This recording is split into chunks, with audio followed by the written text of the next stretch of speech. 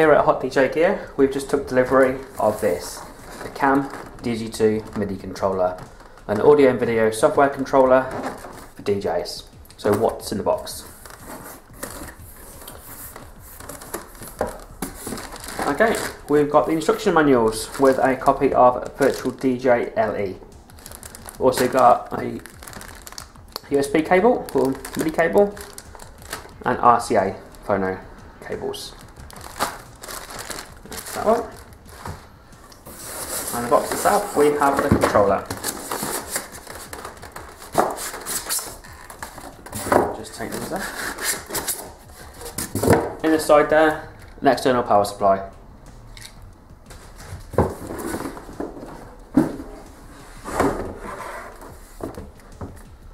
So there we go. One power supply, one controller, and the software. Everything you need in the box to plug and play. First impressions of this controller is it's lightweight, plastic, but it still feels quite heavy duty and hard wearing. It feels like I could throw that into my backpack quite easily and take on the roads, either for a mobile DJ or disco, or even in a club environment. It feels sturdy enough with all these controls. Doesn't feel too plasticky, or it doesn't feel too sort of brittle. For the price point and what it was aiming at, it feels really good. This controller comes shipped with a copy of Virtual DJ LE, which you can see there in the package. We're not actually going to use this because I've actually got a copy of Virtual DJ 7 already installed on the machine. So what we're going to do now is just enter the USB cable, you see here, into the laptop to show you how this sets itself up.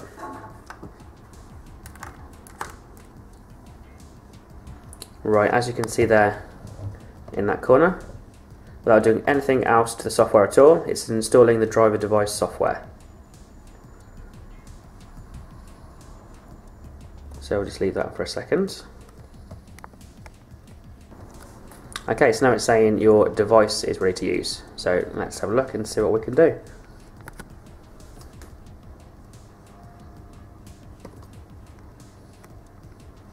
Okay, so we've got Virtual DJ on the screen just here.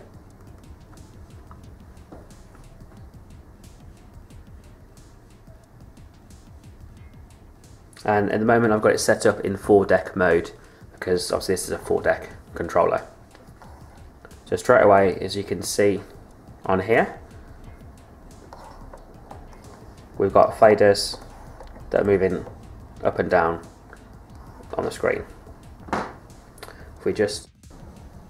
Okay, so you can see both controller and laptop at the moment, so we can show you exactly what you can do on the unit itself without even having to touch your laptop. A nice big browse button in the middle here, so from that we can select our tracks. So from there, we've got underneath there, we've got 4 buttons, 1, 2, 3 and 4, which means when we load press 1, it loads into deck 1. Pick another track and load that into deck 2. Being a 4-channel controller, we can then load something into 3 and also 4. So there you go, it's processing there. We now have 4-deck control. You can see on the screen, everything is mapped directly from the box. We haven't done any inputs or output control with the config settings. It literally just works straight out of the box, which for beginner DJs is perfect. There's nothing worse than getting a controller home, plugging it in, and then working out controller settings, configurations for audio, visual, whichever way you're going to do it. So as we can see here, everything's loaded now. So if we press play, we're on deck 1, as you can see. We then have some audio and the same with deck 2.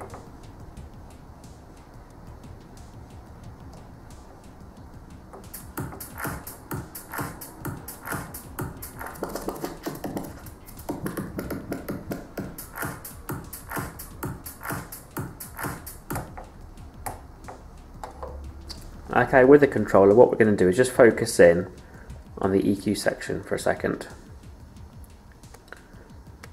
Okay, you can just about see that now. A really nice feature with this controller is on your EQs, you have your master gain, well, your gain at the top, and you have your 3-band EQ. Next down, we have a dedicated filter for each channel. It's nice to be creative in the mix and put the filters just there, right where you need them, is perfect. And for a budget controller to have this on it, it's fantastic. We'll just give you a demo of that. So play the track. So as you can hear,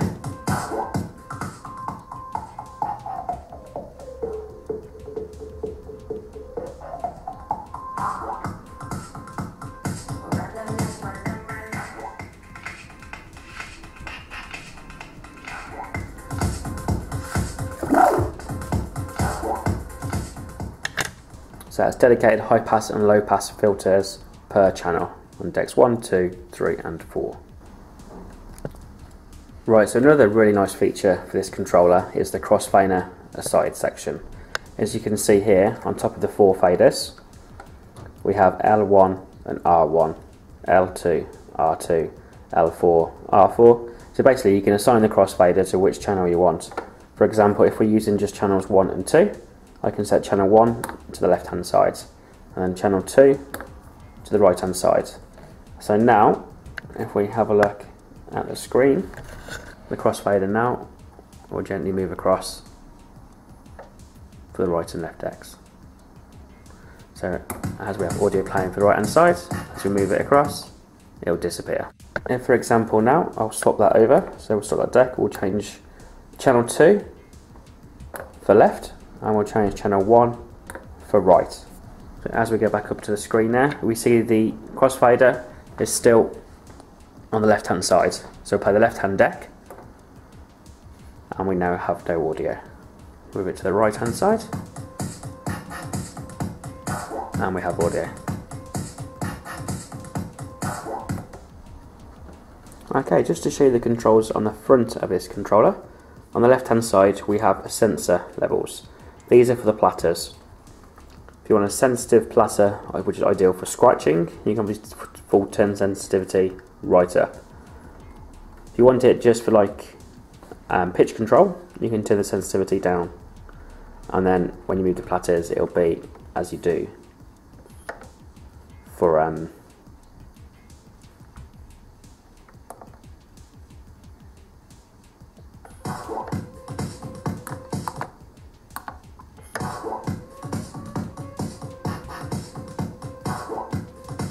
so here we have CDJ mode, the pitch bend, turn the sensitivity up, and we now have full scratch control. Next along you have your microphone input, which is a TRS or 3/4 inch jack connection, and you have your volume along with that there. Next one along is your through audio output. So if you're going to connect external pieces of hardware to this unit, such as a sampler or a CD deck or a turntable, you can put channel 3 and 4 on audio through.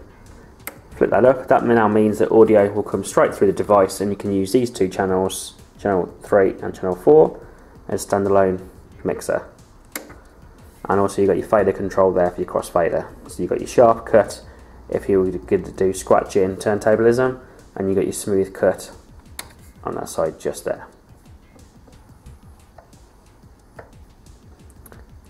Next along there we have the headphone input. Again, a 3/4 inch TRS jack connection, and you have your volume control. Next to that you have your cue and master mix. Depending on how you like to mix, you can obviously have the choice there of however you want to hear the audio coming through. Okay, so now we're looking at the back of the controller, and as we mentioned before, this has got an external power supply. So along with the power switch there, turn it on and off, you have your power supply. That keeps it a reliable source of power going into the unit to save drain on your laptop. Next up we have the USB connection, which for a MIDI controller is an obvious addition there. Next up, XLRs. For a unit of this price point, to have an XLR connection on it is just brilliant. Full professional setup with XLR connections. Next up, you also have phono cables for your output as well. So your master output, you can either have XLR or RCAs. We also have a booth output as well. So if you are going to take this into a DJ booth and you need the professional level with the booth outputs, you can connect to your speakers there. As we mentioned on the front of the unit with the audio throughs, we have your RCA inputs here for external devices, the channel 4 and channel 3, and a grounding post. So for all you turntable guys out there, you can still connect up your turntables and use them as you would. You can switch between line and phono. Line obviously being for line level devices such as CD players, samplers and such, and phono for your turntables. Those two there. Next up, we have the input levels.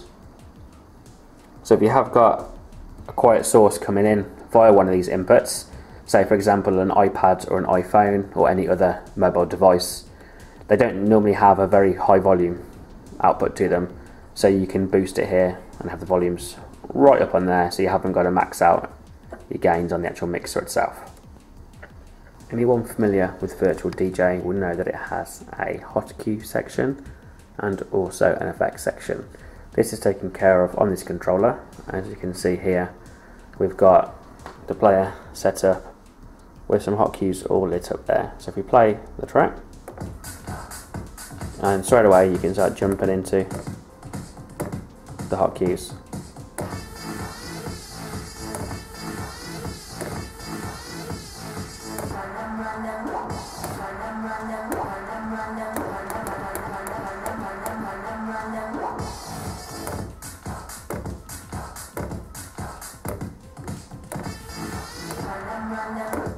These work as they should and work perfectly with Virtual DJ.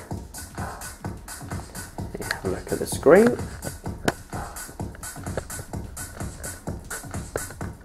With a track running there, you can now see where it jumps through the sections and button press.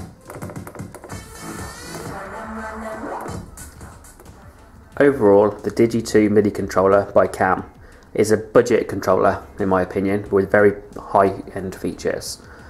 The biggest thing that stands out is the 4-channel mixer, or 4-channel controller, as it were. 2 of the channels are independent and can be used standalone. This is a fantastic feature for anyone that wants to add audio sources from a CD player, a turntable, an iPhone, or any device. Another brilliant feature is the filter section. Each channel has got a dedicated filter.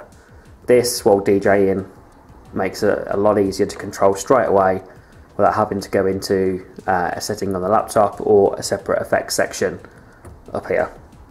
It's just there, ready to use as and when. Another feature that I like is the assignable crossfaders. It's done very easily via light up buttons on the front, as you can see there. Nice and easy to change from, say, a crossfader on 3 and 2 to 1 and 4. Simply at the click of a button. Very nice and very easy.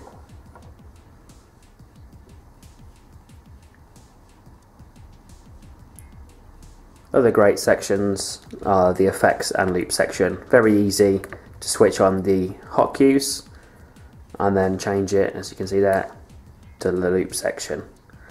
Also on and off for your effects, very easy, just one button on and your controls at the top there.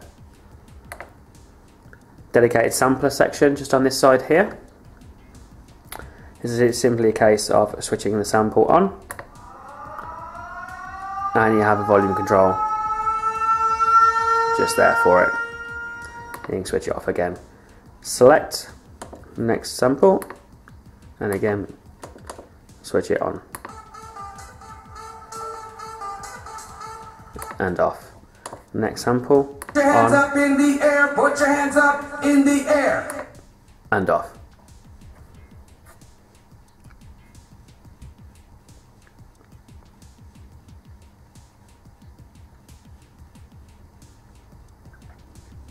What we also have mentioned, which is a great feature of this controller, is the XLR outputs. To have a professional level quality output on a controller of this level and price, again, is a great feature that can be used by everyone really. Even down to the faders, they have a nice resistance to them. They're not very light and sort of buttery as you get from cheap controllers or cheap mixers. Crossfader, it's not replaceable by the looks of it. I haven't opened it up and had a look inside it, so we'll have to check into that to make sure. But again, it feels nice and smooth, and it controls the software with parameters on the front for a smooth or a large cut. We at Hot DJ Gear think this is one of the best controllers out there for beginner DJs. For its price, it packs in many pro features, so it's going to be pretty hard to beat. Don't forget to check out hotdjgear.com for more DJ reviews, tutorials and news, as well as DJ clothing that's on sale now. Thanks for watching.